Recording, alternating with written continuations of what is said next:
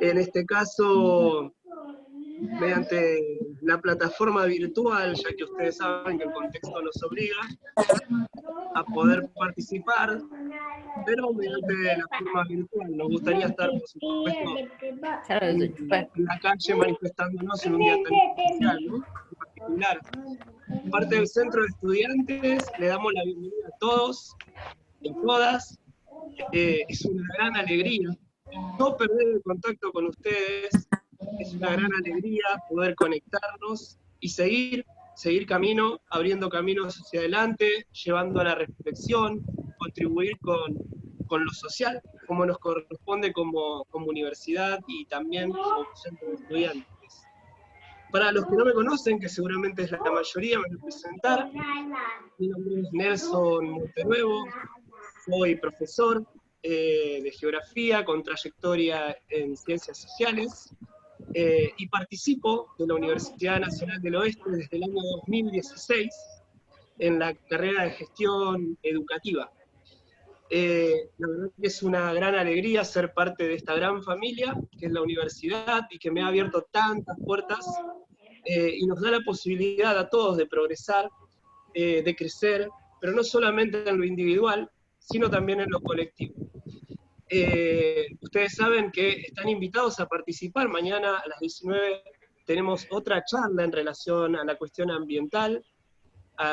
También, obviamente, por las circunstancias, ustedes saben que es virtual, pero que es sumamente importante la participación de todos, el tema. Ustedes saben que la cuestión ambiental es un tema que hace años que viene debatiéndose a nivel mundial y obviamente a nivel local también, y que debemos continuar aprendiendo, creciendo, tomando nuevas miradas, nuevas concepciones sobre lo que está pasando a nivel ambiental. Así que para mañana están invitados desde nuestra agrupación a formar parte de esa charla virtual. Ustedes saben que estamos, como les decíamos recién, en un contexto particular en nuestro país. Hay dos tipos de gestiones que generalmente podemos llevar adelante. Una es la gestión correctiva y la otra es la gestión preventiva. Nuestro país se ha adelantado en lo que tiene que ver con el coronavirus, esta pandemia que está afectando a la mayoría de los países del mundo, sobre todo a los países considerados sistemas desarrollados. El país ha tomado la determinación de llevar adelante una gestión preventiva, es decir, prevenir lo que va a ser un contagio muy grande. No queremos que colapse el sistema de salud de nuestro país. Por lo tanto, desde nuestro centro de estudiantes, de nuestra querida Universidad Nacional del Oeste, queremos insistir en este mensaje que es quédate en casa, cuidate vos y cuidá a todos los demás, porque nos estamos cuidando todos. Así que insistimos y reafirmamos la política que desde el gobierno nacional se está llevando a cabo en su gestión preventiva. Tratemos de prevenir. Sabemos que tenemos que ser pacientes, sabemos que es una situación en la que no estamos acostumbrados, pero si tomamos conciencia que somos responsables y cumplimos con nuestro deber de ciudadano, atenuar todas las circunstancias negativas que se pueden llegar a dar en el futuro.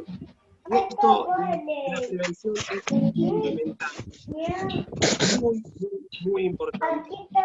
Al mismo tiempo, estamos en una fecha muy particular. Ustedes saben que es el 1976 por nuestro país, no son una fecha más en el calendario, y es una fecha de reflexión. Oh, Dios. Hablar en un canal de televisión el festejo del 24 de marzo. Realmente no es un festejo, es una fecha que nos lleva a la reflexión, a toma de conciencia sobre todo lo que se envuelve en un Estado de derecho, todo lo que nos garantiza el Estado de Derecho. Y hay que hacer hincapié en las generaciones presentes y en las futuras. Es decir, a pesar de las circunstancias adversas que podamos llegar a estar viviendo, es fundamental que seamos responsables y continuemos advirtiendo sobre las consecuencias del golpe de Estado que sufrimos a partir del 24 de marzo de 1976. Un golpe de Estado que, como ustedes saben, abarcó a distintos sectores sociales: iglesia, parte cívica y parte militar. Y esta es una concepción a la cual se ha ido avanzando gracias a que en el tiempo se ha reflexionado mucho como sociedad sobre el impacto que tuvo el golpe y sobre quiénes lo llevaron adelante. Es fundamental entonces que podamos, en un día tan particular como el que tenemos hoy, generar este contacto, este diálogo con todos ustedes que están del otro lado, para poder ampliar nuestros horizontes de conocimiento, para poder reafirmar nuestra idea de defender el Estado de Derecho. Y al mismo tiempo es fundamental poder inculcar a las generaciones futuras la importancia de tener un Estado que nos acobija, un Estado que nos previene, un Estado que está presente cuando la población lo necesita. Y sin ir más lejos, el mejor ejemplo lo estamos viendo en la actualidad, con toda esta situación a la que nos está llevando el coronavirus. Tener un Estado presente, como hoy en día se está dando en la Argentina, es realmente muy gratificante y muy valorable. Por eso tenemos que considerar que la población entera tiene que ser consciente. Todos y todas, tenemos que ser conscientes de la responsabilidad que tenemos en esta fecha tan importante de continuar bajo la protección y tutela de un Estado que nos ayude, que nos brinde las herramientas para poder seguir progresando. No me quiero extender más porque no me vinieron a escuchar a mí, no accedieron a la plataforma para escucharme a mí. Ustedes saben que nuestro invitado es un profe de historia, profesor de historia, es uno de los impulsores del Instituto Jauretche, ni más ni menos. Promovió la gestión de los eventos culturales, es licenciado en gestión educativa, fundador y director, como le dije recién, del Instituto Dr. Arturo Jauretche de Merlo.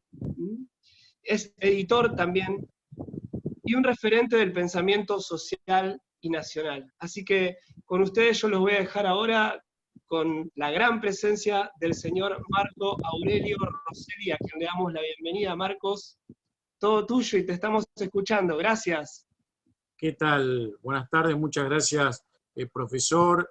Gracias a todos los que de alguna manera, a pesar de las dificultades que presenta esta pandemia, que podamos comunicarnos por esta vía. Y fundamentalmente un día como hoy. Así que en primer lugar quiero agradecer la invitación que me cursara el Centro de Estudiantes, la agrupación Nueva 1, porque me permite de alguna manera poder expresar algunos conceptos que creo que van a servir para todos aquellos que de alguna manera tenemos ciertas inquietudes en el ámbito de la historia, de la política y demás. ¿Se está escuchando bien? Perfecto. Perfecto. Porque siempre uno repite, ¿no? Que los pueblos, lamentablemente, y en eso uno se hace cargo también, los pueblos que olvidan su historia están condenados a repetir los errores del pasado. El 24 de marzo de 1976 se va a interrumpir el orden constitucional y de alguna manera sí es una fecha importante porque tiene algunas cuestiones que yo en realidad creo que son importantes. Primero, es el último golpe militar que va a dar la dictadura militar. Va a gobernar hasta el año casi 83, y esa etapa de alguna manera va a terminar, ¿sí?, con la intromisión, con aquella participación de los militares en la política argentina, ¿sí? Entonces nosotros hemos hecho de alguna manera un recorte que tiene que ver más que todo con lo metodológico, que apunta a tomar una etapa de la historia argentina para poder explicar el golpe de marzo de 1976. Hemos hecho un recorte desde el punto de vista historiográfico, tomando como punto de partida el fallecimiento del general Perón hasta la llegada de la democracia en 1983. Bueno, por supuesto que la muerte de Perón va a ser un golpe muy duro para la sociedad argentina.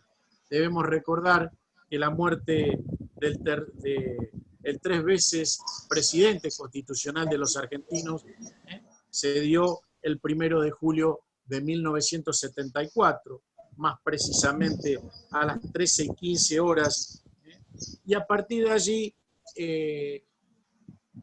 estando en el gobierno como presidente el general Perón, al fallecer, lamentablemente, no queda otra posibilidad que ocupar la primera magistratura, la vicepresidente, que en este caso era la señora de Perón, Isabel Martínez, quien va a ocupar la presidencia de la Nación, debemos decir, con 43 años de edad, una mujer joven para el momento, con falta de experiencia en el ámbito de la política.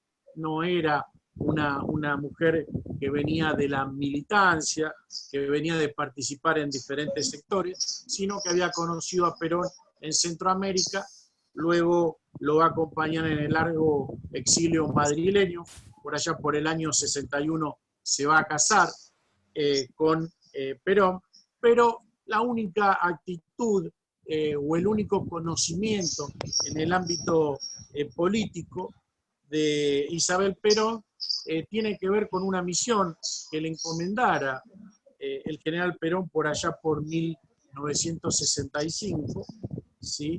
En la campaña que se va a llevar adelante en la provincia de Mendoza, donde hay un candidato que responde a Augusto Timoteo Bandor, que se llama Cerú García, y la mujer de Perón va a apoyar por indicación de Perón la candidatura de Corbalán, de Ernesto Corbalán. O sea, y por supuesto que la fórmula que apoya, o la candidatura que apoya Perón en ese momento, va a triunfar, y ese es el único antecedente que nosotros podemos observar en Estela Martínez de Perón. Pero en ese año que ella viene a la Argentina, en 1965, ahí va a entrar en contacto con un personaje bastante nefasto para la historia argentina, que se llama José López Rega.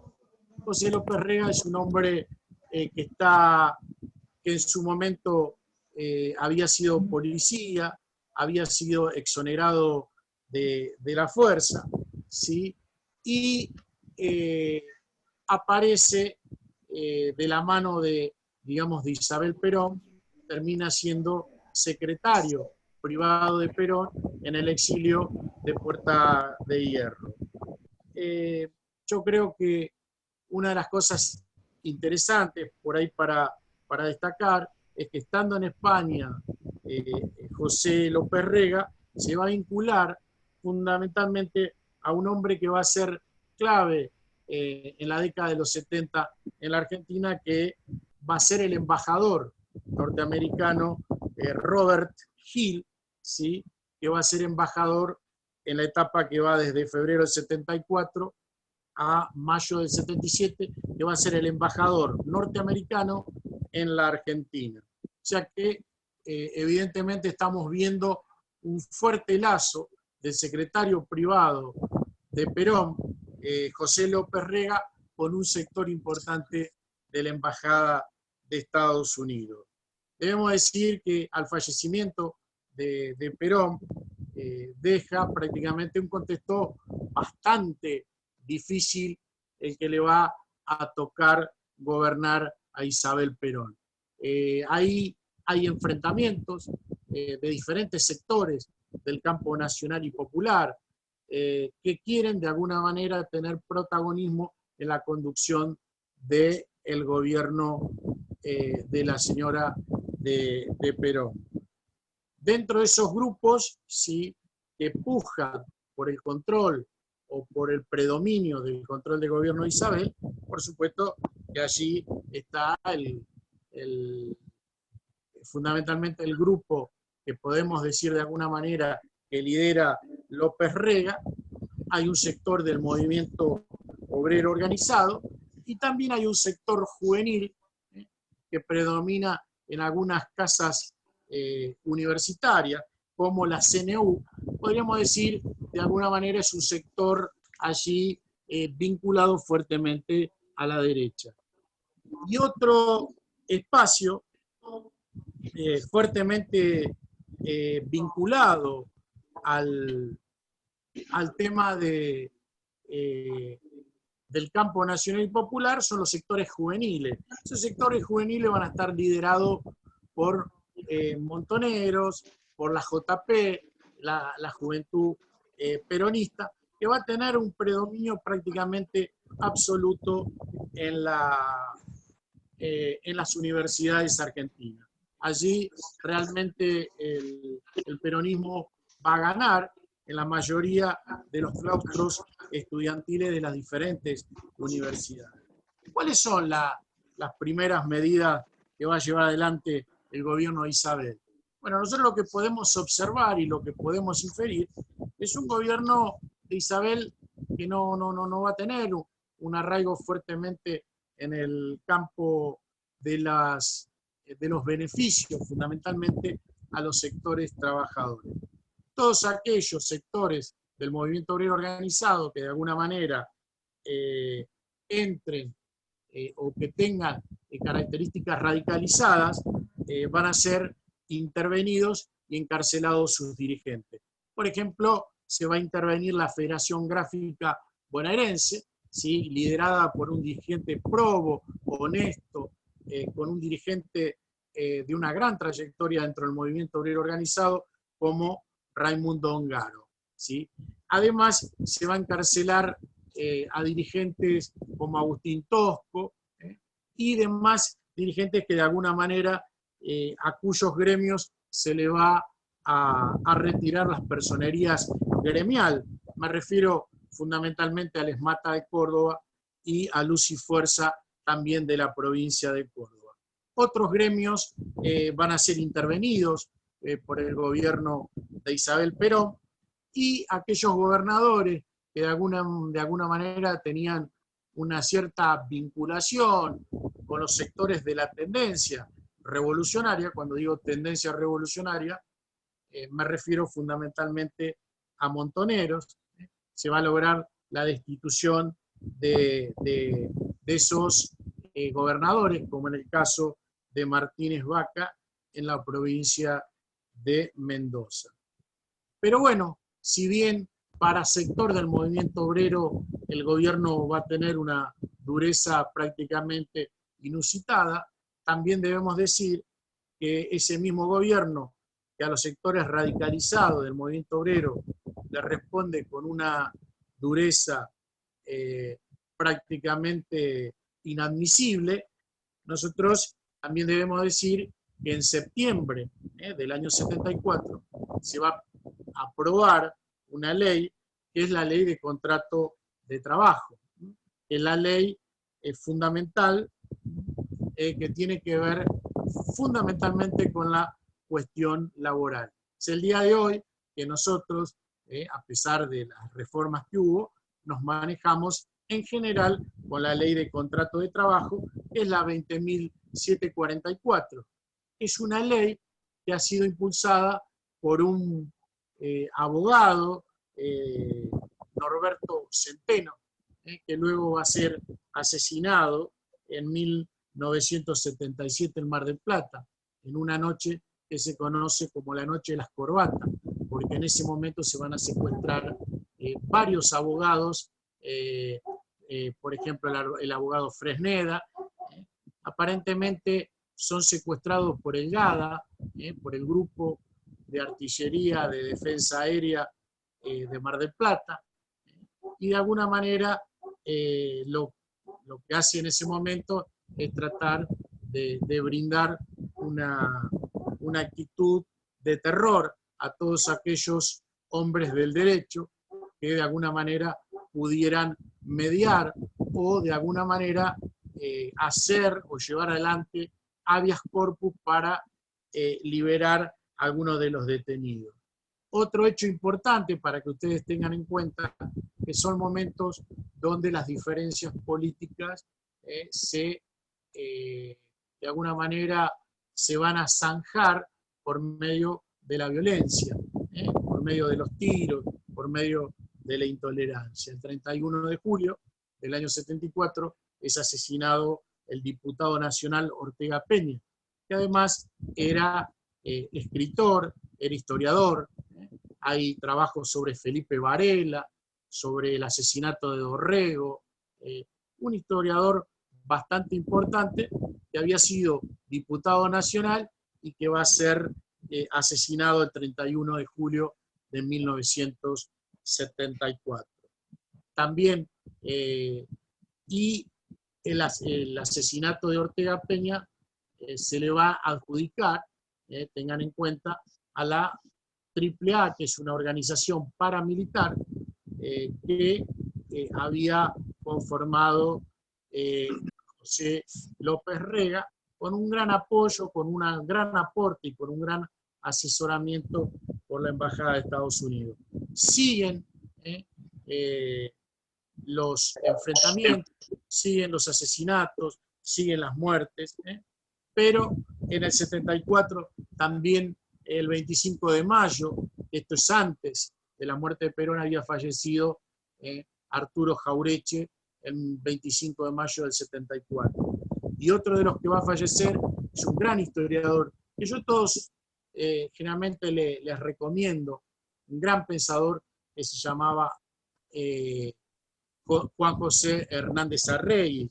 Arregui es un hombre que egresa en la Facultad de Filosofía y Letras de Córdoba, de la Universidad Nacional de Córdoba, con medalla de oro. Es un gran catedrático, es un docente realmente muy, pero muy importante.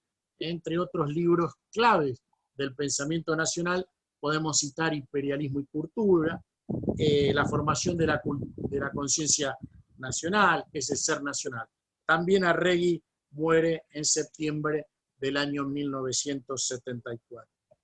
Y el 7 de septiembre, según lo señala un dirigente importante de Montoneros, me refiero a Cirilo Perdía, que comete la organización Montoneros, comete un grave error de pasar a la clandestinidad. Eso realmente lo que va a provocar en Montoneros, lamentablemente para ellos, como organización, es un aislamiento de los sectores trabajadores, de los sectores populares, y de alguna manera van a ser objeto de la represión del terrorismo de Estado que se había instalado en ese momento en la Argentina. Estoy hablando, para todos aquellos, todavía no llegamos al golpe, o sea que antes del golpe había un Estado que de alguna manera, no sé si podemos decir que tenía una gran responsabilidad en todo este tipo de asesinatos. Por supuesto que al pasar a la clandestinidad de Montoneros va a reaccionar de la misma manera que hacían estos sectores de la ultraderecha. Por ejemplo, en septiembre asesinan a Monroy, que era un dirigente que había sido ministro de gobierno en la época que se producen los fusilamientos en Trelew. Va a ser asesinado por el grupo Montoneros en una parrilla, en un restaurante en San Juan. También Montoneros va a, de alguna manera, asesinar al director del diario El Día de La Plata. Con esto ¿qué quiero demostrar? Que bueno, que es un momento de mucha tensión, es un momento complejo, es un momento donde hay un pico alto de lo que tiene que ver con la escalada de la espiral de violencia. Y por supuesto, de esta manera se va terminando el año 75, el año 74, perdón, y comienza otro año que también es bastante complicado para el gobierno de Isabel Perón, que tiene que ver con la instalación de una compañía del Ejército Revolucionario del Pueblo en los montes en Tucumán.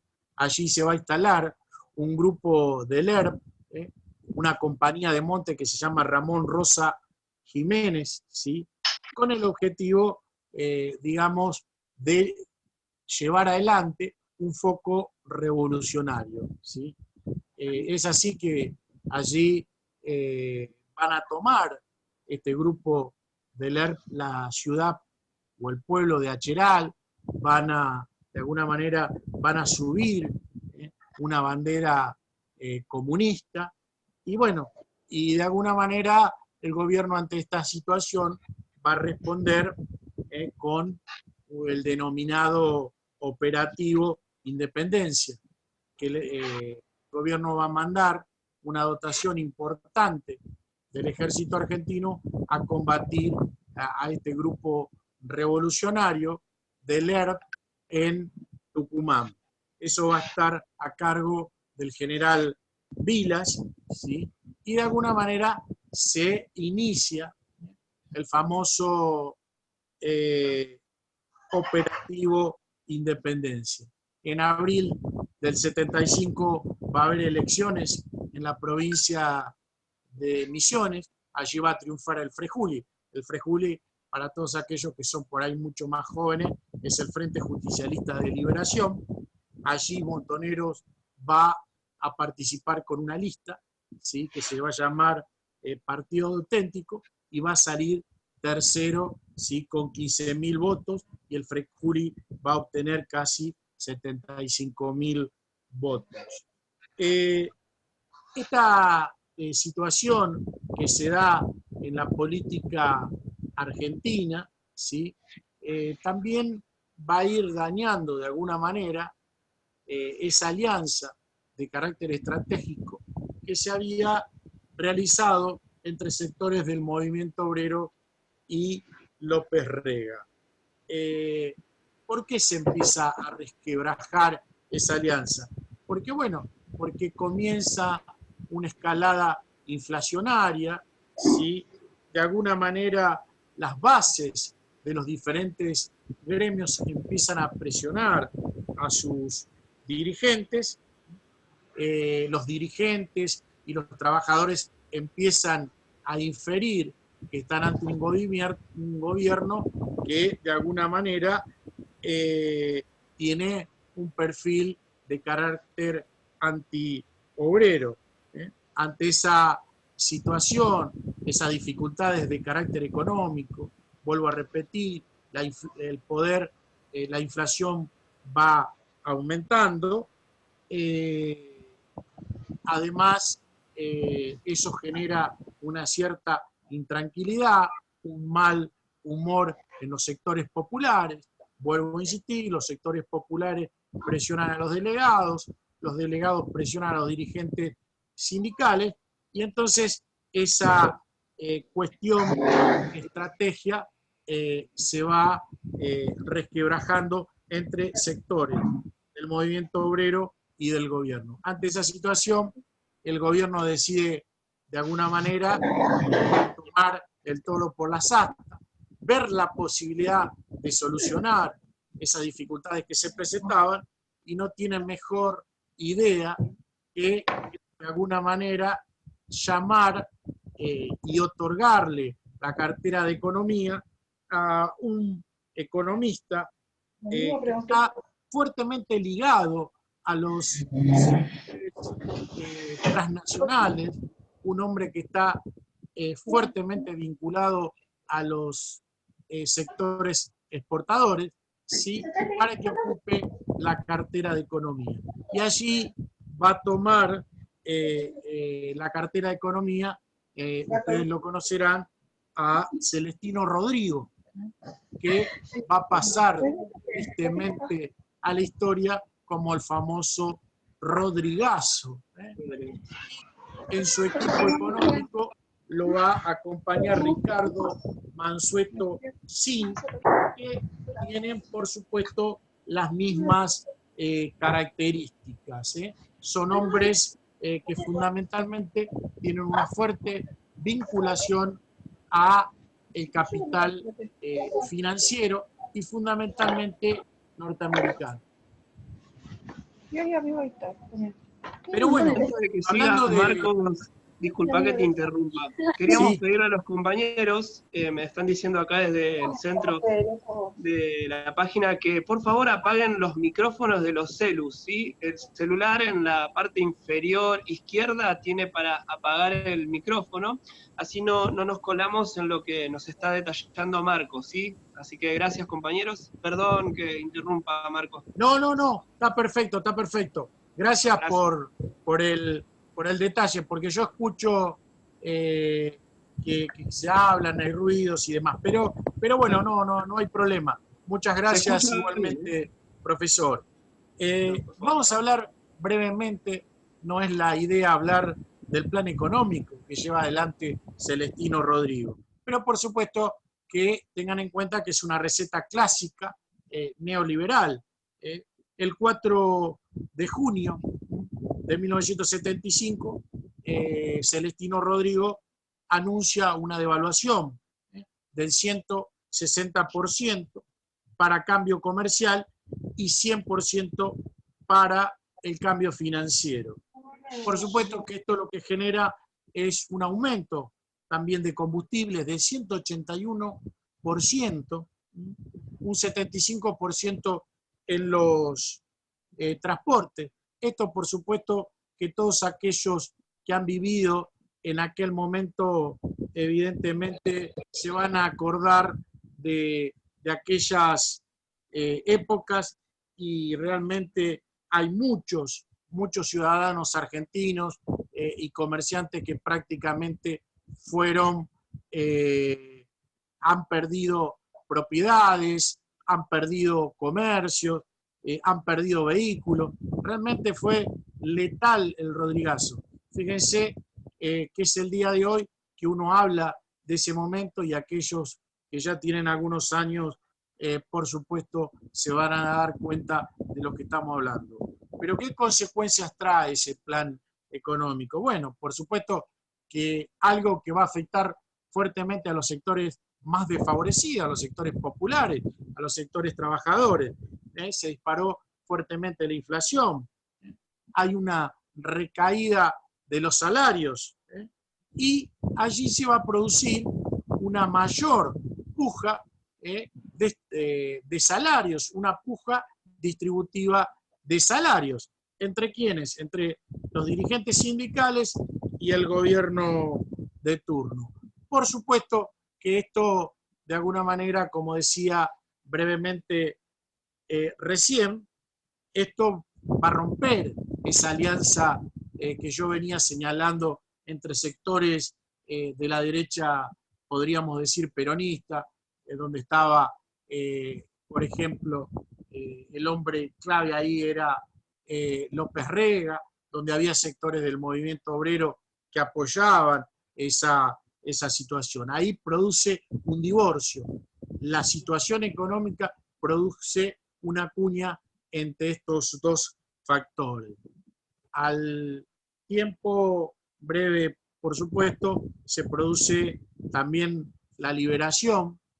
Montonero sigue actuando. Debemos decir que sigue actuando el Ejército Revolucionario del Pueblo, ¿sí? Cometiendo de alguna manera ataques a unidades, a puestos donde hay soldados. Por ejemplo, en ese momento se produce la devolución a cambio de los hermanos Bor, que habían sido secuestrados por Montonero. Montoneros lo secuestra y lo tiene un sector de la columna norte de Montoneros, que luego, a cambio de 60 millones de dólares, se los reintegra a los hermanos Bor. De esa manera recuperan la libertad. Por supuesto que este sistema económico daba la posibilidad de que existieran paritarias. Recuerden que las paritarias es cuando se junta el trabajador y la patronal y debaten el aumento de sueldo. No habían sido cerradas.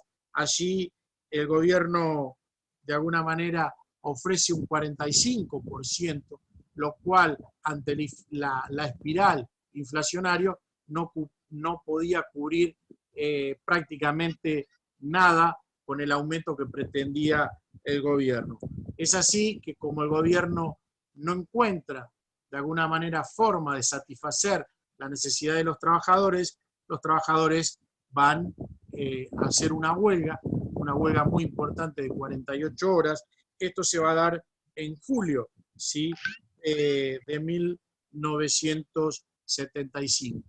Y este es un hecho realmente muy significativo, porque es la primera vez que el movimiento obrero organizado peronista le hace una huelga a un gobierno peronista. Ustedes imagínense que realmente la situación era harto complicada, muy pero muy difícil, y con ese paro de 48 horas, lo que se va a, de alguna manera, como consecuencia de esa acción conjunta del movimiento obrero, se va a lograr la renuncia de López Rega al gobierno y de su influencia sobre Isabel Perón, y luego va a abandonar el país López Rega con destinos desconocidos.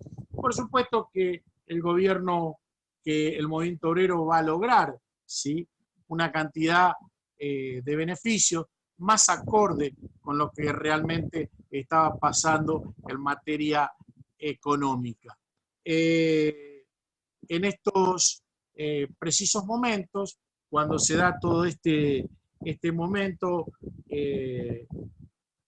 ahí el movimiento obrero, si bien logra algunas reivindicaciones de carácter salarial, no comprende el momento en el que está viviendo y se queda, lamentablemente, en una cuestión que atañe fundamentalmente a lo estrictamente salarial, que por ahí el movimiento obrero hubiésemos pretendido que de alguna manera tomara cartas en el asunto y que tuviera el peso suficiente como para guiar en el futuro el proyecto político que encarnaba la señora de Isabel Perón. Por supuesto que, retomando las acciones de Montoneros en ese momento como organización armada, guerrillera, una organización de cuño peronista, la mayoría de los dirigentes son peronistas, ante el ataque del cual había sido objeto por parte del gobierno de Isabel, ataca y va ingresando fundamentalmente en un proceso que tiene que ver con un proceso de militarización por parte de Montoneros. ¿Qué quiere decir esto? Que Montoneros, de alguna manera, se va aislando, ¿sí?, se va militarizando, en vez de priorizar por ahí el tema político, o sea, profundizar la cuestión política, pero evidentemente nosotros lo decimos ahora con el diario del lunes, pero había que estar en ese momento allí siendo hostigado por el gobierno a los sectores juveniles con muerte, asesinatos y demás. La cuestión que esta situación que se da de militarismo dentro de la organización, lo que va logrando que los dirigentes de esa organización se vayan aislando de los sectores populares, de los sectores trabajadores, ¿sí? Y Eso, según dice uno de los dirigentes importantes, Cirilo Perdía, que fue un error prácticamente letal para la organización Armadas de Montoneros, eso del aislamiento y, por supuesto, de esa militarización de la que va a ser objeto. En síntesis, ¿qué quiero decir? Que Montoneros, me parece a mí, o como dicen algunos historiadores que han profundizado el tema de las guerrillas en la década del 70, ellos creen que la militarización de Montoneros realmente fue un error y favoreció, ¿sí?, a los sectores de derecha que de alguna manera siguieron activando contra las organizaciones juveniles. Ante la situación, la renuncia, por supuesto que luego del Rodrigazo, de José López Rega y de todo ese entorno, por supuesto que el ministro de Economía va a renunciar. Y allí, de alguna manera, va a ocupar la cartera otro dirigente, que va a ser el doctor Antonio Cafiero, ¿sí? Cafiero va a ser ministro de Economía en aquel año 1975, un año bastante complicado, ¿sí? Bueno, asume Cafiero. ¿Por qué asume Cafiero?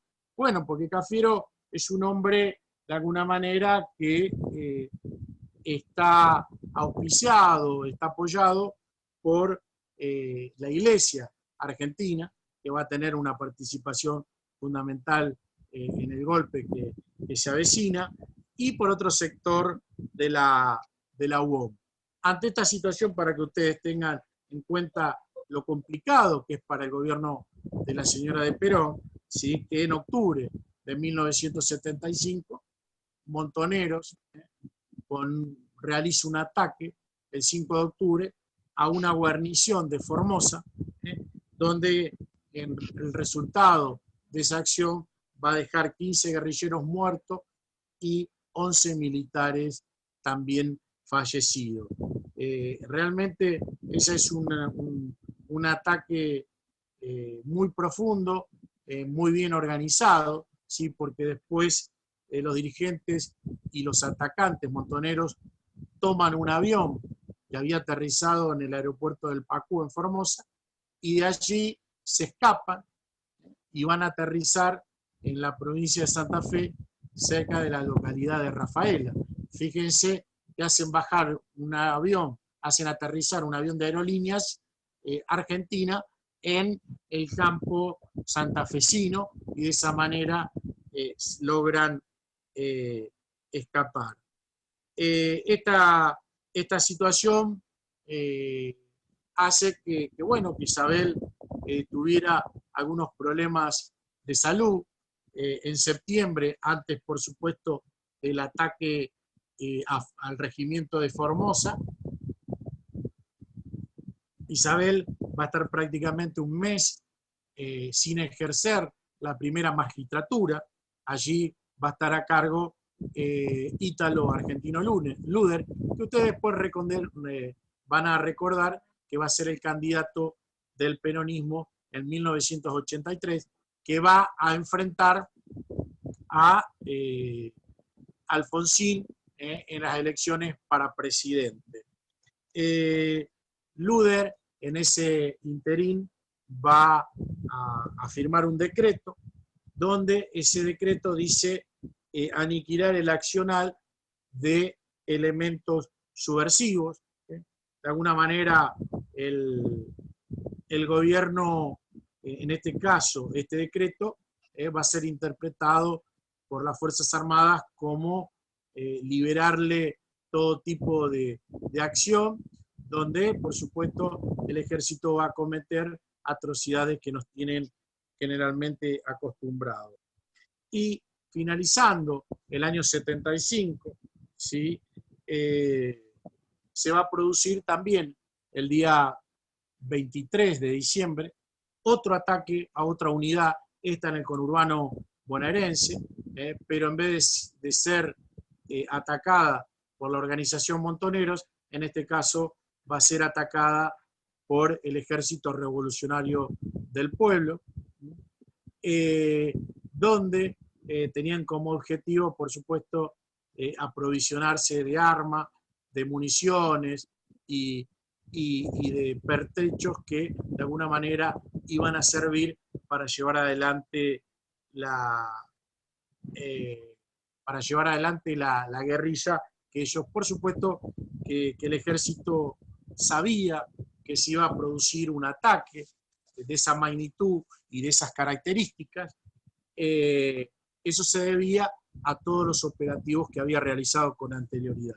A todos aquellos que le interese puntualmente este tema, yo recomiendo un libro excepcional de un hombre que no ha escrito mucho en el ámbito de la historia, pero que se llamaba porque falleció ya hace unos años, un muchacho muy joven, escribe un libro que se llama La última gran batalla de la guerrilla, Gustavo Plis Sterenberg. Ese es un libro fundamental para todos aquellos que quieran analizar este proceso de la historia, ¿sí? Que tiene que ver fundamentalmente con el ataque al regimiento Domingo Viejo Bueno. Bueno, y por supuesto que tenemos un contexto harto difícil, un contexto de una violencia prácticamente inusitada, esos enfrentamientos entre sectores de las fuerzas de seguridad y Montoneros, pero también, ¿sí? Como bien señalaba usted, profesor, en su momento, esto no ha sido un golpe, el del 24 de marzo del 76, un golpe que tenga que ver solamente con un sector del ejército. Aquí, por supuesto, que hay sectores de la iglesia, hay sectores civiles, ¿no?, que presionan al gobierno de Isabel Perón para lograr beneficios de carácter sectoriales. Por ejemplo, ¿cuáles son los grupos que de alguna manera presionan al gobierno de Isabel Perón? Bueno, por supuesto, ¿quién puede ser? La Sociedad Rural Argentina, la Confederación Rurales Argentino, la Cámara Argentina de la Construcción, la Cámara Argentina del Comercio, la Unión Comercial Argentina, la Federación Económica Bonaerense. Son todos sectores que presionan y que de alguna manera proponían y van hostigando fuertemente al gobierno, diciendo que si no logran una cantidad de beneficios de carácter sectoriales, van a hacer un knockout patronal, lo que vendría a ser un paro patronal, ¿sí? Ellos iban a llevar adelante una suspensión de pago de impuestos, retención fiscales, y iban a evitar los aportes sindicales, ¿sí?, y otro tipo de gravámenes. O sea que podríamos decir que no había solamente un terrorismo de las fuerzas de seguridad, sino también había un sector de la sociedad encarnado en estos personeros de la política económica argentina que van hostigando el gobierno de Isabel Perón. Por supuesto, en marzo, ¿sí?, ya prácticamente hay otra devaluación que tiene que ver con el economista que está a cargo de la cartera de Economía, Mondelli, una devaluación del 22%, un aumento de salarios del 12%, o sea que prácticamente se perdía en esa situación, prácticamente los precios, como decía un dirigente sindical, iban por ascensor y los salarios iban por la escalera. Esto produce un aumento de tarifas y además en las naftas, ¿sí?, del 70%, y también se van a congelar las vacantes en el Estado Nacional, ¿sí?, que no permitía el ingreso. Y bueno, Y por supuesto que esta situación no solo tenemos ante el gobierno de Isabel Perón los sectores de las clases dominantes que están en contra del gobierno, los sectores que representan las fuerzas de seguridad, donde sectores de la policía, de la gendarmería, del ejército, nosotros ante esa situación estamos observando que hay un gobierno que prácticamente está en el abismo. Hay un intento por algunos políticos del momento, como dan un discurso, por ejemplo, Balbín, Allende, pero el gobierno prácticamente ya está condenado. La mayoría de los sectores interpretan que el golpe está a la vuelta de la esquina, que prácticamente en poco tiempo se va a interrumpir el proceso político del gobierno de la señora de Perón. Y en efecto, toda esta situación que describo con anterioridad, ¿sí?, contribuye notablemente, y a esto hay que sumarle el tema de la prensa, porque la cuestión de la prensa no es una cuestión novedosa en la cual ha tenido participación importante en los últimos años. No, ya en esa época la prensa instiga, la prensa de alguna manera va atentando contra el proceso democrático. Por supuesto, es un proceso bastante difícil, ¿sí? Es un proceso con muchas complicaciones. Por eso es que el gobierno de Isabel Perón, para descomprimir un poco esta situación, de alguna manera saca o va a esbozar un proyecto de adelantar las elecciones para fines de marzo del 76. Por supuesto que esto no se va a dar, porque el 24 de marzo se produce este golpe. Este golpe que de alguna manera también toma como protagonista, ¿sí?, el ejército. El ejército toma protagonismo en la historia argentina a partir de 1930, ¿sí?, como factor de poder, con el primer golpe a Hipólito Yrigoyen. 1930, primer golpe, después otro golpe en el 43, en el 55, en el 66 y el último en 1973. Este golpe lo va a dar una junta de militares integrada por Rafael Videla, Macera y Agosti, que han pasado y que van a quedar seguramente en la antología del llanto, ¿sí? Y van a designar un nombre, una denominación a ese proceso que se va a llamar proceso de reorganización nacional. Una etapa por sí bastante oscura para la historia argentina. Y como decíamos, y como decía usted, profesor, hace un rato, porque muchas veces hay sectores que cargan las tintas sobre las Fuerzas Armadas. Por supuesto que las Fuerzas Armadas son las que de alguna manera dan el golpe de Estado, es la mano de obra que lleva adelante el golpe de Estado. Pero no nos olvidemos de todos esos civiles que representaban al capital concentrado, que de alguna manera también van a ser responsables del golpe de Estado. Que después se hacen los distraídos, y otros sectores también, por supuesto, del alto clero de la Iglesia, ¿no?, que por supuesto va a haber de un beneplácito de que el golpe de Estado se lleve adelante. Y también debemos decir, hay sectores de la izquierda tradicional, el Partido Socialista, el Partido Comunista también, ¿sí?, que decían que ellos querían que existiera o que viniera o que se generara una interrupción del gobierno de Isabel Perón, porque ellos estaban totalmente convencidos de que Videla era un general democrático, ¿sí? Por supuesto que esos sectores en algún momento tendrían que hacer un mea culpa y contarles a la sociedad de esta equivocación. Pero ¿cuáles son los factores que independientemente de todos los que venimos prácticamente describiendo que contribuyen al golpe.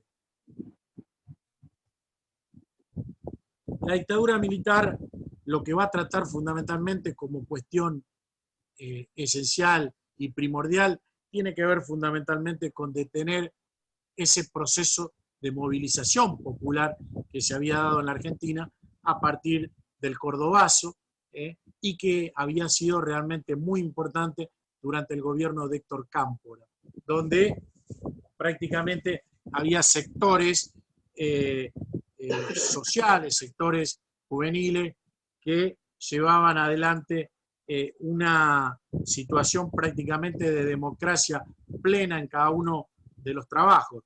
Eso, por el gobierno militar, había sido, por supuesto, uno de los objetivos, tratar de ver la posibilidad en ese momento de terminar con ese poder que tenían los sectores juveniles y los sectores del campo nacional y popular de movilización, ¿no?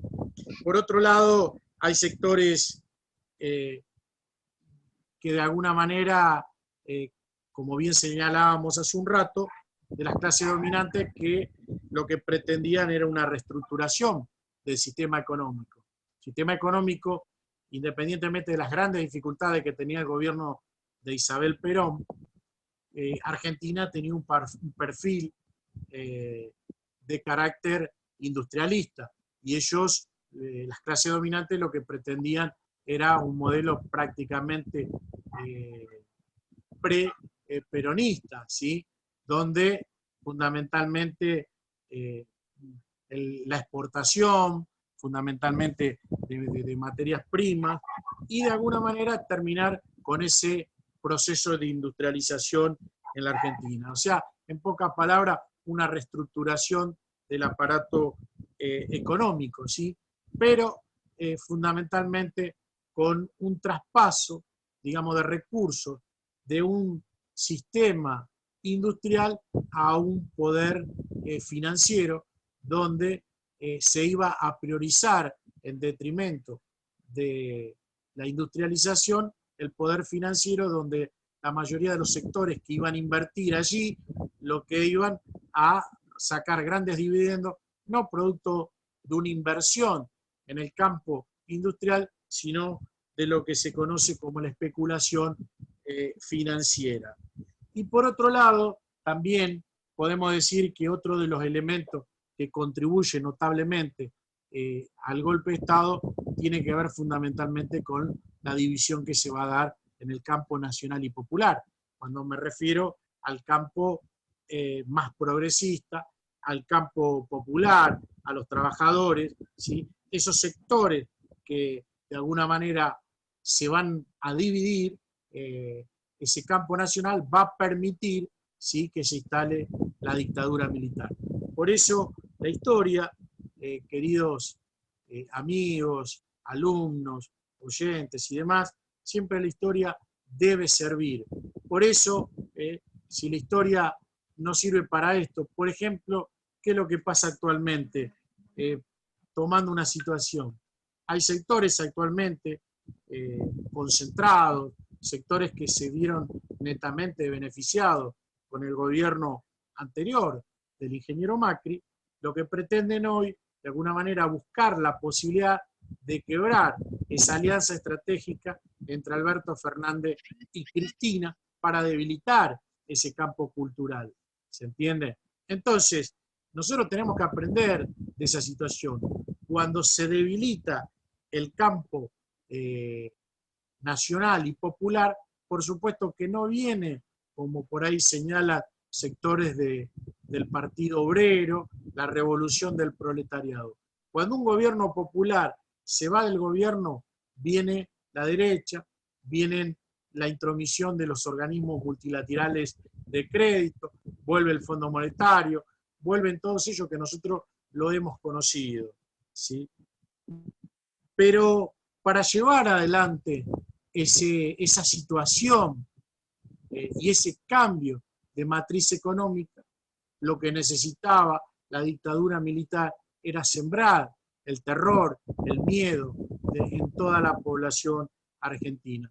Entonces, todos aquellos que de alguna manera se oponían a la dictadura, siendo dirigentes, estudiantes, hombres comunes, periodistas, y todo el arco que de alguna manera podía disentir con las políticas que llevaba adelante la dictadura militar, eran desaparecidos, eran reprimidos, eran asesinados. Allí surgen las organizaciones denominadas Grupo de Tareas, que surgen a partir del 24 de marzo del 76. Ese mismo día del golpe asesinan en Tucumán al secretario general del gremio de los docentes, Isauro Arancibia. Hasta le roban los zapatos. Esos sicarios, esos asesinos que terminan con la vida de un dirigente de excepción que había sido fundador de la CETERA por allá por 1973. Y además, el mismo día del golpe, van a terminar con la vida del mayor Alberte, que había sido secretario privado de Perón. El mayor Alberte, un hombre consecuente, un hombre honesto, un militar comprometido con la causa nacional y popular, va a ser asesinado. Se lo va a ir a buscar el mismo día del golpe en su departamento que tenía en la calle Libertador, y va a ser arrojado por medio de una patota militar por una ventana de su departamento del 6º piso. Realmente en esos momentos son momentos muy duros, son momentos de mucha violencia, ¿sí? Allí al poco tiempo van a comenzar a aparecer cuerpos de ciudadanos argentinos, de militantes políticos en las costas uruguayas. Se van a inaugurar lo que se conoce como los vuelos de la muerte. Se va a llevar adelante varios centros de detención, casi 500 a lo largo y ancho de nuestro país. Los cadáveres aparecen en la costa uruguaya, maniatados y demás, con signos de tortura. Lo que tratan de hacer es sembrar el terror en la sociedad y evidentemente lo van logrando. Y además van articulando la dictadura argentina con la dictadura boliviana, con la dictadura paraguaya, con la dictadura chilena. Ya recuerden que el 11 de septiembre de 1973 había sido asesinado a Salvador Allende. Ahí está el famoso operativo Cóndor, donde hay una conectividad de represión sistemática por las diferentes fuerzas en el Cono Sur, ¿sí? Se van a asesinar en Buenos Aires el 22 de mayo de 1976 al ex senador uruguayo Michelini, a Héctor Gutiérrez Díez. El 2 de junio se asesina al expresidente de Bolivia, Juan José Torres. O sea que hay una violencia sistemática en contra de los diferentes sectores del campo nacional y popular. Ante esta situación, las organizaciones guerrilleras responden como pueden y con lo que tienen.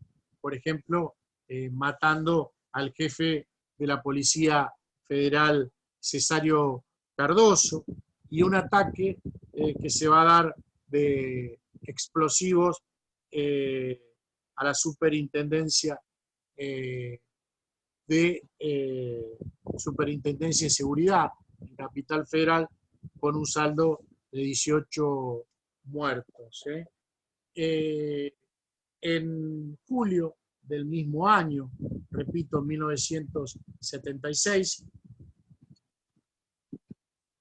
se va a producir el asesinato de dos de los dirigentes más importantes del ERP, del Ejército Revolucionario del Pueblo. Debemos decir que en realidad el partido político es PRT, que es el Partido Revolucionario de los Trabajadores, cuyo brazo armado es el ERP, que es el Ejército Revolucionario del Pueblo que se había conformado a partir de 1970. La muerte de Urtiaga y de Santucho realmente liquidan prácticamente el poder de esa organización guerrillera del ERP. Y en septiembre de ese mismo año de 1976, ustedes recordarán el hecho que se va a dar en la ciudad de La Plata, donde se va a secuestrar los estudiantes de escuela secundaria que tenían 15, 16, 17 años, entre ellos María Claudia Falcone, que eran estudiantes que lo que ellos pregonaban o de alguna manera defendían era el boleto estudiantil para todas las escuelas y los estudiantes secundarios de aquel momento. Prácticamente de los secuestrados, 6 todavía hoy prácticamente se encuentran desaparecidos. El terror, para que ustedes tengan idea, aquellos que son mucho más jóvenes, se palpaba en el aire. La metodología utilizada por la Fuerza de Seguridad realmente habían sido aterradores. Allí otro hecho importante que se va a producir en septiembre es cuando en un enfrentamiento, ellos cada uno cuando la Fuerza de Seguridad mataban o asesinaban a dirigentes estudiantiles, jóvenes, siempre ellos hablaban de que eran enfrentamientos armados, lo cual en la mayoría de los casos era mentira. Se los ajusticiaba, se los asesinaba prácticamente a sangre fría. Allí el septiembre en la localidad de Villaluro, ahí muy cerca de la estación, se produce allí un enfrentamiento donde van a morir algunos dirigentes de Montoneros, entre ellos María Victoria Walsh, la hija del escritor. La mayoría, para esos momentos, año casi prácticamente 77, hay, según algunos dirigentes, fundamentalmente dirigentes de las organizaciones, y también hay historiadores como Gillespie que concibe o que de alguna manera explican que prácticamente las organizaciones guerrilleras habían perdido más de 2.000 militantes en la acción armada. Para eso, ya prácticamente en un año, las organizaciones, tanto Montoneros como el ERP, estaban prácticamente aniquiladas, ¿sí? O sea que habían perdido una de las mayores organizaciones. Fíjense que prácticamente a principios del año 77, allí va a morir también, se le va a aplicar lo que se conoce en la jerga como se le aplica la ley de fuga, que en realidad se decía que se habían querido escapar y eran asesinados. Allí, en principio del año 1977, va a ser asesinado Dardo Cabo con un compañero. Dardo Cabo había sido hijo de un dirigente de la Unión Obrera Metalúrgica, Armando Cabo. Dardo, aparte, había aterrizado con un avión en 1966 en Malvinas, con el famoso Operativo Cóndor. Recuerden que eran prácticamente 19 integrantes del Operativo Cóndor en el 66, había 6 o 7 que eran del partido aquí de Merlo. Hoy prácticamente quedan muy pocos después de aproximadamente más de 50 años del suceso. Dardo Cabo va a ser asesinado. Bueno, y ante todo este panorama y demás, vamos a hablar ahora prácticamente de lo que fue el modelo económico que llevó adelante, porque no se puede, y esto pongo el énfasis y trato de alguna manera de poder reafirmar, ¿sí?, que para llevar adelante un modelo económico de carácter neoliberal, era necesario matar tanta gente. De lo contrario, hubiese sido muy difícil de poder instalar una matriz neoliberal en el país. Ustedes fíjense qué características tiene el gobierno de Videla desde el punto de vista económico. Fundamentalmente, ¿sí? Una represión por parte del gobierno, y va a ocupar la cartera de Economía Martínez de Oz, que va a tener como objetivo fundamental poner la economía de alguna manera al servicio de la especulación y fundamentalmente al imperialismo norteamericano. Ustedes tengan en cuenta que desde el punto de vista económico, Argentina siempre copió o siempre sostuvo una alianza estratégica económica con el imperialismo británico. En este caso, lo que va a llevar adelante Martínez de Oz es una alianza económica con los sectores norteamericanos. Él es un hombre que pertenece a la oligarquía terrateniente argentina, es un hombre de las clases dominantes, pero con fuerte vínculo, lo que podríamos decir prácticamente él es un empleado del poder financiero norteamericano. ¿Y cuáles son las primeras medidas de este gobierno de la última dictadura militar en materia económica? Por supuesto, lo que va a ser la desnacionalización de los depósitos bancarios, lo que van a una alta rentabilidad con tasas libres, y por supuesto todo esto con garantía del Banco Nación. Surge lo que se va a conocer como la patria financiera, ¿sí? Va a haber tasas exorbitantes de 150, 160% para lograr captar ahorro de diferentes lugares. Las tasas financieras mundiales eran del 4 y Argentina pagaba dentro de Argentina 150, 160% anuales. Con esto lo que lograban era que hubiera inversiones, pero las inversiones no eran inversiones desde el punto de vista en el campo industrial, en el campo de la producción, sino que eran inversiones realmente en el campo de las especulaciones financieras.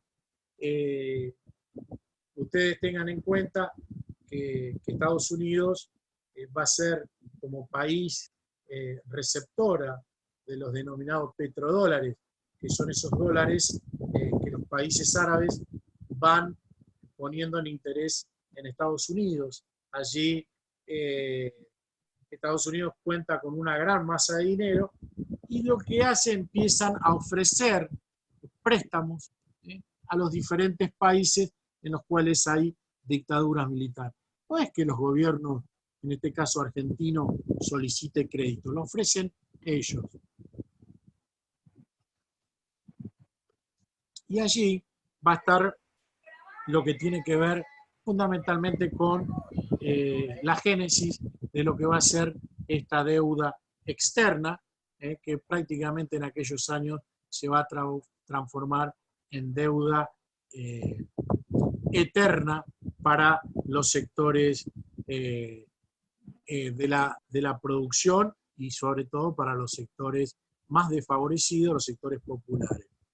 Ahí surge la famosa denominada bicicleta financiera. Allí hay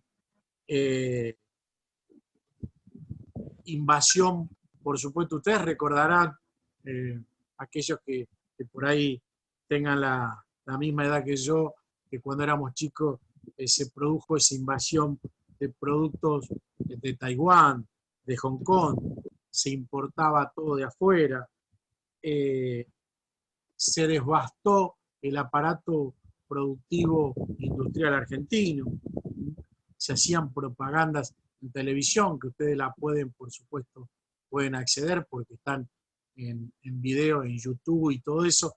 Por ejemplo, propaganda donde el mismo gobierno alentaba a la compra de productos del exterior, productos importados, que decían que eran de mejor calidad que los propios.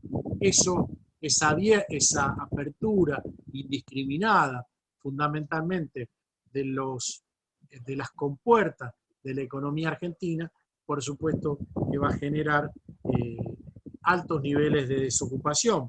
Por ejemplo, en el año 76 teníamos un 6% y al otro año un 9% de desocupación. En el primer trimestre del año 1979, ¿sí? Entre el 79 y el 80, prácticamente el consulado norteamericano va a extender aproximadamente casi 191.000 visas, sí, escucharon bien, 191.000 visas para que los argentinos pudieran viajar al exterior. ¿Se acuerdan de la frase del DM2 en la época de la plata dulce, donde todos viajaban hacia afuera y allí traían los productos importados? Esto con el consiguiente correlato de la destrucción del trabajo argentino, de la destrucción de la industria argentina, y comienzan, como decía, a subir los niveles de desocupación en la Argentina. Fíjense el saldo negativo que se va a dar en la economía argentina, ¿sí? En la balanza comercial, en el año 78, ¿sí?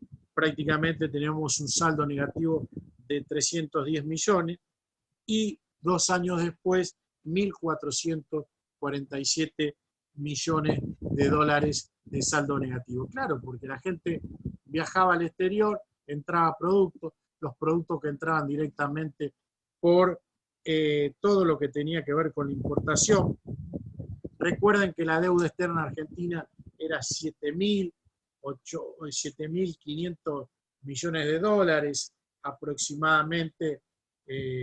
Algunos pueden decir o pueden comentar que podíamos hablar de 8.000 millones de dólares que debía la Argentina en concepto de deuda externa, ¿sí? Y prácticamente en 3 años había llegado casi a 20.000 millones de dólares la deuda externa. Esto, por supuesto, que la distribución va a afectar notablemente la distribución del ingreso en los sectores populares.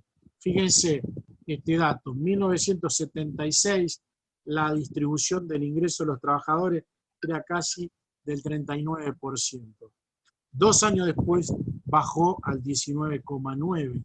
O sea que el ingreso estaba severamente cuestionado en este gobierno de la última dictadura militar. ¿Y cuáles eran las medidas que llevaba adelante Martínez de Oz? La de siempre, baja de salarios, utilizar el desempleo de alguna manera para lograr disciplinar a los sectores laborales, privilegia los sectores financieros en detrimento de los sectores de la producción, acepta, por supuesto, préstamos del Fondo Monetario Internacional y allí comenzamos con la deuda externa, ¿sí? Y un hecho importante, porque en ese momento no hay muchos sectores de la sociedad que se atreven a enfrentar a los sectores de la última dictadura militar. Y allí surge un grupo de madres, allí a partir del 30 de abril de 1977 va a surgir la organización, que en realidad no era una organización, era una juntada de madres que reclamaban por sus hijos que habían sido secuestrados y que no se sabía dónde estaba. La moneda corriente de la represión era el desaparecido. De alguna manera se desaparecía a todos los opositores y allí surgen una cantidad de madres que comienzan a conocerse en los diferentes despachos oficiales, ¿sí? Liderada por una madre, ¿sí? Azucena Villaflor de Vicenti, que vivía en la zona sur, por allá por Sarandí, Domínico, que podemos decir que es la fundadora de las Madres de Plaza de Mayo. Para todos aquellos que le interese fundamentalmente la historia de Azucena Villaflor, allí le puedo recomendar un libro de Enrique Arrozogaray, que escribe una biografía muy detallada y muy importante sobre Azucena Villaflor de Vicenti. Debemos decir que Azucena prácticamente a fines del 77 va a ser también desaparecida, ¿sí? Y prácticamente no se conoció hasta hace muy poco tiempo, hasta el 2003-2004, el paradero. Había sido arrojada en los vuelos de la muerte a ella y a una de las monjas francesas. Los cuerpos de la monja y de Azucena Villaflor van a aparecer sepultadas en un cementerio de General Lavalle en la costa atlántica. Para eso ahí les recomiendo una película muy interesante que se llama Parecidas, ¿sí? De un cineasta muy interesante que se llama Pablo Torello, ¿sí? Que hace toda una investigación de ese tema especial. Y a eso se le va a sumar una madre que tenía un gran trabajo que venía realizando en la zona de La Plata, Eve de Bonafini, Eve Pastor de Bonafini, que también tenía un hijo desaparecido. Y entonces ellas van a ser las que en algún momento van a hacer una oposición fuerte al gobierno de la última dictadura militar. La mayoría del arco político, prácticamente de los políticos tradicionales, no había prácticamente noticias. La izquierda tradicional había pactado con la dictadura militar porque se veían beneficiados con la exportación de granos a la Unión Soviética y demás. Varios de los dirigentes de la izquierda tradicional van a ocupar lugares, cargos políticos durante la época de la dictadura militar. Y el movimiento obrero, prácticamente diezmado en su accionar, recién va a poder recomponer un sector del movimiento obrero del Grupo de los 22, realizar un paro en abril de 1979, donde va a estar Ubaldini y otros dirigentes.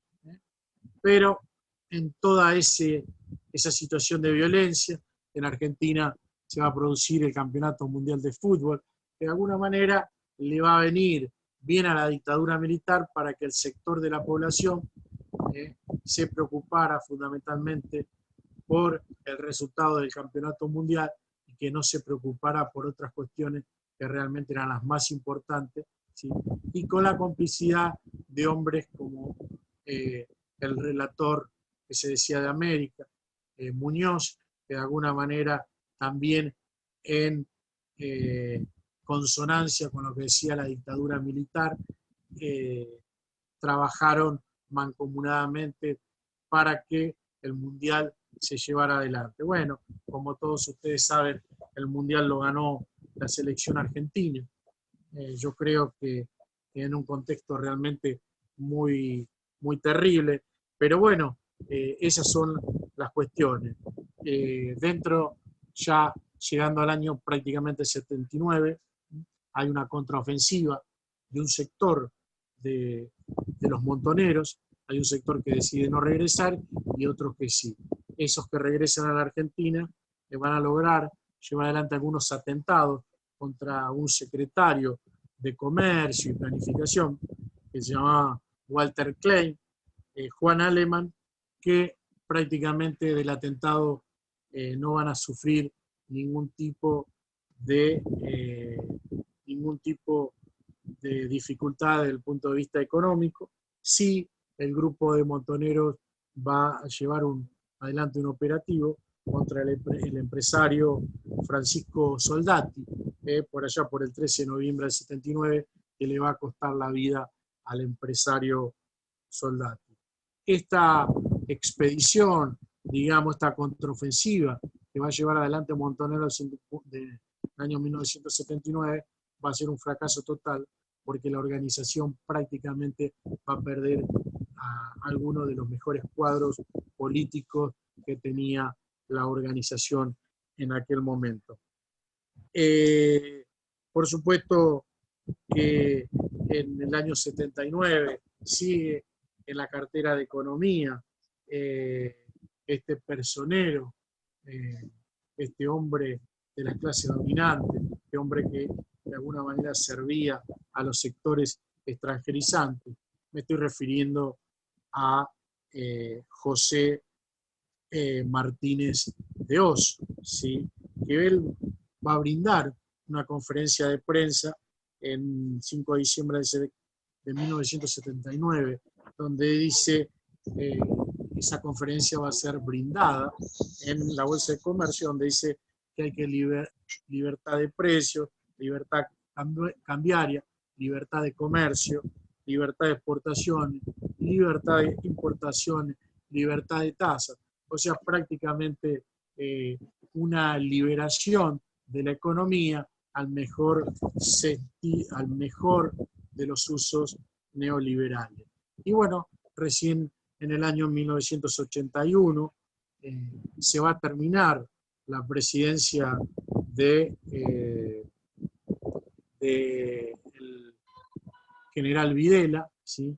Con un saldo realmente terrible, una economía prácticamente diezmada, ¿sí? Y va a asumir el general Viola, Roberto Viola, en noviembre del año 1981. Ministro de Economía va a ser Sigot, ¿sí?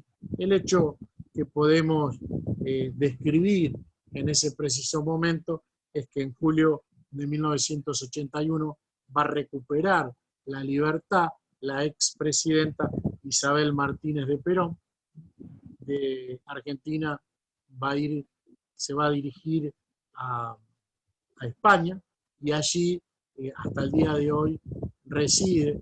Prácticamente Isabel no brinda ningún tipo de reportaje a la prensa, ¿sí?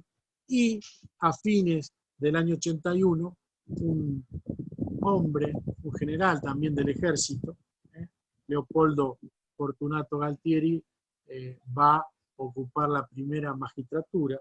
Para nosotros va a ser un archi conocido, porque él va a ser el que nos va a llevar a la guerra de Malvinas, esa guerra que nosotros, por supuesto, que desde ya nosotros valoramos, que nosotros reclamamos, pero lo que nosotros no compartimos con la Junta Militar es la metodología para la recuperación de las Islas Malvinas.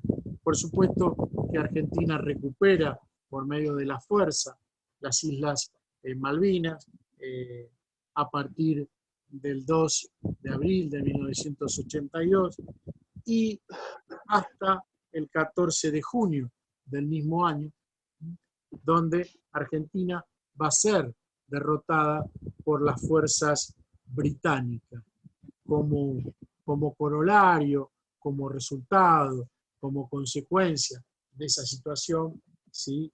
Va a dejar a la Argentina casi 650 fallecidos en el campo, una cantidad de mutilados y los ingleses aproximadamente alrededor de 300 soldados. Pero el problema allí radica que una vez que esos jóvenes realizan y llegan al territorio argentino, se va a producir una desmalvinización que va a ser llevada a cabo no solo por sectores militares, sino también por sectores democráticos. Y esos jóvenes van a prácticamente, se los va a conocer por algunas películas, comúnmente Los chicos de la guerra, ¿sí? Donde el resultado prácticamente, si la guerra dejó 649 fallecidos en el continente, hasta este tiempo prácticamente se han suicidado más de esa cantidad en nuestro territorio. Eso se debe fundamentalmente al poco apoyo que brindó los diferentes gobiernos a los jóvenes que habían combatido prácticamente, en algunos casos, sin instrucción militar, contra un ejército netamente profesional. Se pierde el conflicto de Malvinas, se pierde la guerra de Malvinas, y cuando hay una derrota en el campo militar, el gobierno va a sufrir una derrota en el campo político. De esa manera, Leopoldo Fortunato Galtieri va a hacerse un lado y va a asumir el último presidente de facto, Reinaldo Vignone, que va a asumir en julio del año 1982, que va a ocupar la presidencia hasta el 10 de diciembre de 1983, en la cual le va a entregar la banda presidencial al presidente electo que había ganado las elecciones en 1983, en octubre. Me refiero a Raúl Alfonsín. La Unión Cívica Radical, para todos aquellos que de alguna manera pensaban que el peronismo iba a ganar las elecciones, ante esa situación, Raúl Alfonsín, con el radicalismo, derrota al Frejuli, liderado por Ítalo Argentino Luder. De esta manera, damos, digamos, por finalizada esta charla. Yo escucho a ustedes si han quedado dudas, si hay inquietudes o si hay algo que por ahí no he tenido por ahí la claridad suficiente para explicarlo. Pero bueno, abrimos el debate a todos aquellos que quieran consultar. Los escucho.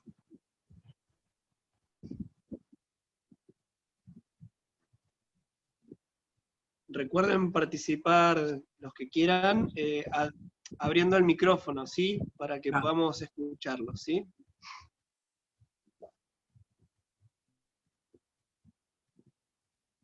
¿Hola? Hola. Bueno. Matías. No se escucha, ¿no? No, no se escucha. Mati, si puedes activar el micrófono, por favor. Así podemos escuchar la pregunta que vos tenés para hacer. Bueno.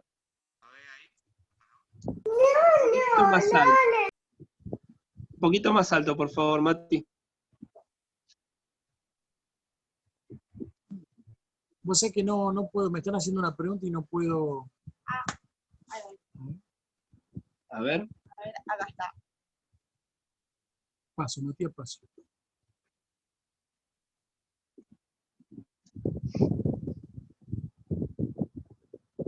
Sí, Mati, a ver si probamos. ¿Querés hacer la pregunta?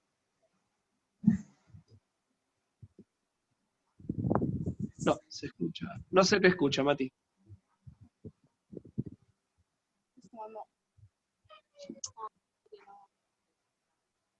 Y no, estos son los que están silenciados el audio.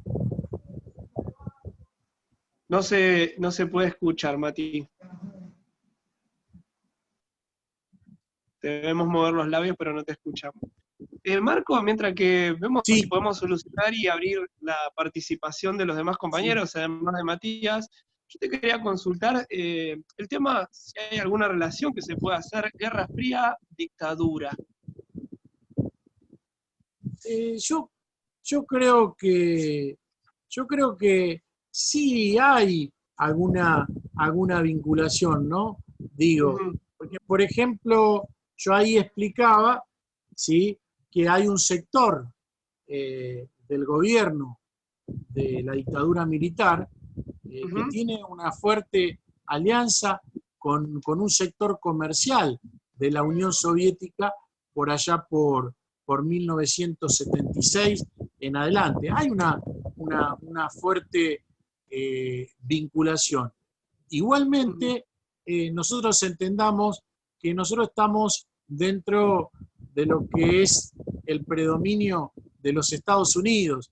Entonces, en esa división que se va a dar a partir de la Segunda Guerra Mundial, ¿sí? Argentina, digamos, va a quedar dentro de la órbita de Estados Unidos. O sea que el que va a tener una fuerte vinculación es entre Argentina y los Estados Unidos. En cambio, Cuba, como Cuba se había declarado socialista, con fuertes vínculos con la Unión Soviética, allí sí, por supuesto, es mayormente fluido el contacto entre la Unión Soviética y Cuba. Pero en el caso de nosotros, Argentina está fuerte vinculado no solo por intereses, sino por concepciones de aquellos que están gobernando, que de alguna manera se parece más o tienen esa alianza de carácter estratégica con los Estados Unidos, ¿no? Claro. Claro.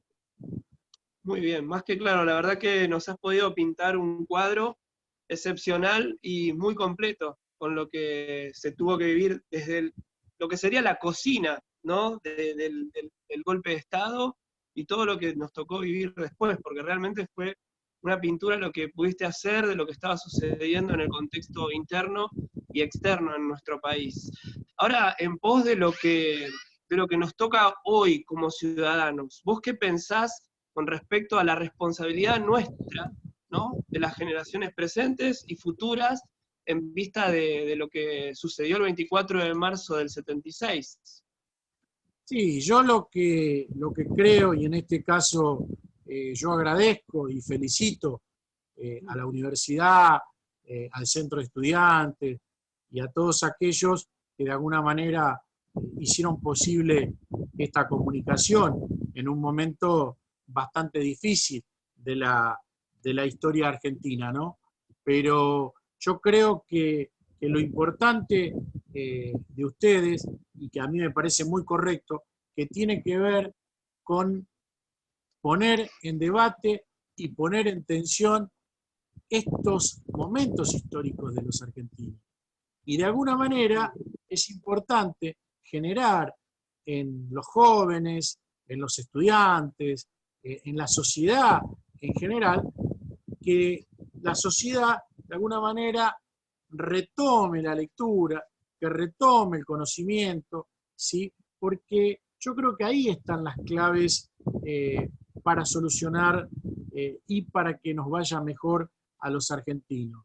O sea, yo creo que, y yo personalmente como profesor de historia me siento muchas veces frustrado, porque quizás lo que nosotros vinimos pregonando durante muchos años no se puso en práctica. Por eso llegó al gobierno un gobierno a cargo del ingeniero Macri, que llevó adelante las mismas políticas o parecidas a la última dictadura militar, y sin embargo la sociedad argentina no logró entender que esos gobiernos de alguna manera iban a beneficiar a un sector mínimo de la sociedad en detrimento de las mayorías populares. Ustedes fíjense, durante la dictadura militar, ¿sí?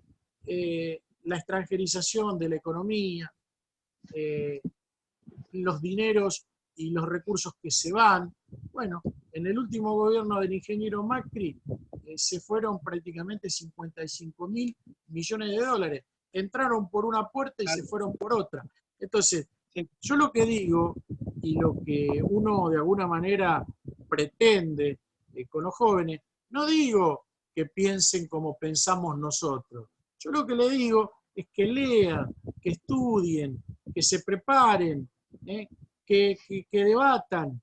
Por eso es importante que una organización como ustedes, en un día como hoy, se preocupen de llevar adelante esta charla. No porque lo mío sea realmente importante y medular. Yo lo que trato de hacer, y que no es sencillo, porque son mucha cantidad de datos, son muchos años, son contextos harto difíciles, ¿no?, para describir prácticamente en una hora y pico. También no se puede hacer realmente muy extenso, porque no hay quien pueda, de alguna manera, seguir con la atención suficiente lo que uno va diciendo. Por eso, en síntesis, retomo lo que decía, que a mí me parece que los jóvenes y aquellos como nosotros, que estamos en la docencia, que estamos en lugares de formación de docentes y demás, lo que nosotros debemos, y en ese aspecto no renunciar nunca, es que se lea, como decía, que se estudie, que se investigue. Hoy hay una cantidad de métodos, ¿sí?, que son mucho más fácil acceder que cuando nosotros estudiábamos. Hoy uno entra y dice, che, quiero ver el discurso que da Martínez de Oz, y entra y lo puede escuchar.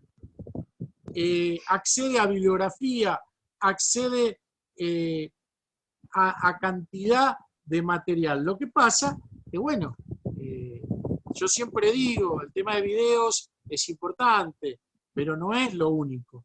Yo lo que siempre digo es que hay que agarrar, hay que tomar los libros, hay que, y no solo muchas veces cuando uno le toma a los alumnos, le dicen los alumnos, no, ¿sabe qué pasa, profesor? Que yo en realidad estuve leyendo, ¿no? No alcanza con leer. Necesitamos que se estudie, que se profundice, ¿sí? Y vuelvo a insistir, y en esto yo en realidad no me interesa que piensen como pienso yo. Lo que sí me interesa es que estudien, que tengan posibilidad de escuchar todas las campanas en el ámbito historiográfico. Porque lamentablemente, en la mayoría de las universidades no predomina el pensamiento nacional y popular en las cátedras. Allí lo que predomina es la historia social, en todas las cátedras universitarias, ¿sí? Y bueno, yo lo que propongo, digo, es lean, estudien historia social, pero también estudien a los otros pensadores, autores.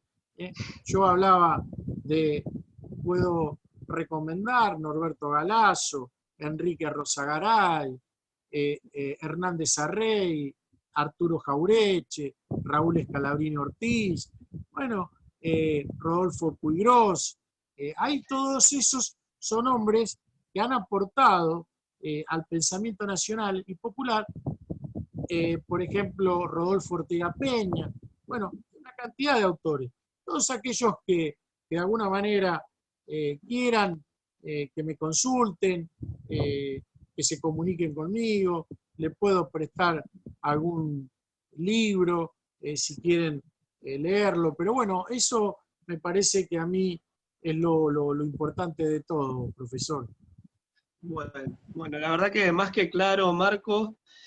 Por un lado, la responsabilidad individual como ciudadanos a la que vos a la que vos te manifestás y referís, y por otro lado, a nivel institucional, los centros de formación, no solo en la universidad, ¿no es cierto?, sino también los centros de formación, los profesorados, por ejemplo, en hacer hincapié en la formación, todo lo que la palabra implica, formación de un ciudadano responsable, y bien como decís, no que piense como uno, o que tenga la identidad de uno, sino más bien tener una mirada crítica a la historia, informarse bien y avanzar en ese sentido. Claro. No, totalmente. Qué lástima que Matías no lo podemos escuchar, lo que no se podría por ahí escribir en algún lado, alguna inquietud Acá que tenga, porque es una lástima. Chats, algunos están escribiendo en chat agradeciéndote, me están pasando también las referencias como muy bueno tu aporte con respecto al avanzar en la lectura de diversos autores. Esos son los chats que estuvimos leyendo hasta recién, lamentablemente no pudimos hacer participar a otros compañeros, pero son agradecimientos a lo que estamos leyendo acá en el chat con los chicos. Bueno, perfecto. Entonces, Marco, mirá, queda abierta la charla para continuar, porque realmente nos dejas con ganas de seguir hablando.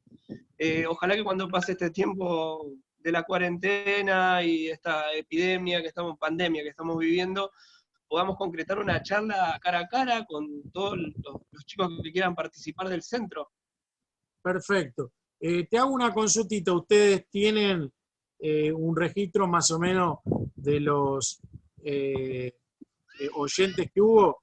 Porque ustedes saben que el Instituto Jauretche tiene un editorial, ¿sí? Entonces yo quería obsequiar para ustedes, para todos aquellos que estuvieron escuchando la charla, que después ustedes vean la posibilidad de implementarlo. No sé cómo harían, si por medio de un sorteo, yo le voy a obsequiar 2 libros de Norberto Galazo, para que ustedes sorteen en todos aquellos que han tenido de alguna manera la predisposición para estar escuchando tanto tiempo. Así que yo, y a usted, profesor, también cuente con un ejemplar del Instituto Jauretche para usted también, Muchísimas gracias, es un honor. La verdad que es un honor y mira, es una sorpresa muy linda. Muy linda, muchísimas gracias. Marco, la verdad que estamos muy, muy agradecidos por tu aporte. Fue un privilegio realmente escucharte. Queda abierta, insisto, y vuelvo a repetir. Esta charla se tiene que seguir dando y tenemos que seguir avanzando en encuentros, no solamente en forma virtual, sino también personal. Así que te comprometemos para un próximo encuentro y también comprometemos a nuestros compañeros y compañeras a que, bueno, podamos llevar adelante el sorteo de este obsequio que nos haces vos. Sí, sí, por supuesto. Después, si hay alguno que se quiere contactar, yo estoy en el Facebook y además tenemos una página ahí en la cual podemos intercambiar directamente con todos aquellos. Así que, profesor, a usted muchas gracias por habernos convocado y gracias a todos los que se tomaron el tiempo de escuchar esta extensa charla. Así que le mando un saludo cordial a todos ustedes. Gracias, Marcos, gracias. Hasta la próxima, realmente fue un placer. Y estamos en contacto entonces. Nos vemos, hasta la próxima. Que tengas un buen año, gracias.